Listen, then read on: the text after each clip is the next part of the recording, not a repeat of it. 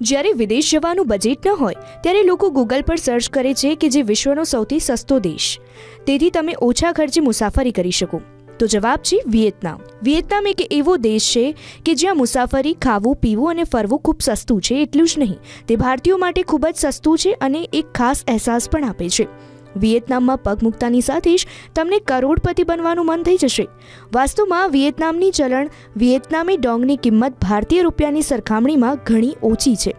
એક ભારતીય રૂપિયો લગભગ 300 વિયેતનામી ડોંગ બરાબર છે.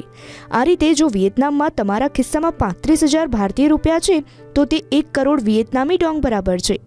વિયેતનામ ખૂબ સસ્તો દેશ છે. અહીંની મહેમાનગતિ પણ સારી છે. અહીં ફરવા માટે સુંદર પર્યટન સ્થળો પણ છે. ખાવા પીવાનું પણ સસ્તું. આ સિવાય એક સુરક્ષિત દેશ પણ છે. આનો અર્થ એ છે કે તમે ચોરીના ભય વિના આરામથી તમારી વિદેશ યાત્રાનો આનંદ માણી શકો. ભારતીયોને વિયેતનામના વિઝા પણ સરળતાથી મળી જાય છે.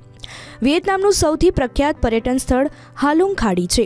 આ ગલ્ફમાં 1969 કાસ્ટ અને ચૂનાના ટાપુઓ છે. અહીં બનેલી ગુફાઓને નજીકથી જોવા માટે મોટી સંખ્યામાં પ્રવાસીઓ બોટ દ્વારા જાય છે. વિયેતનામનો ગોલ્ડન બ્રિજ તેના મુખ્ય સીમાચિહ્નોમાંનો એક તરીકે જોવાય છે. તે પેરિસ માટે એફિલ ટાવર જેવું છે. વર્ષ 2018માં પ્રવાસીઓ માટે ખુલ્લો મુકાયેલો ગોલ્ડન બ્રિજ ટૂંક સમયમાં જ પ્રવાસીઓમાં લોકપ્રિય બની ગયો હતો. અહીં દરરોજ મોટી સંખ્યામાં પ્રવાસીઓ પહોંચે છે.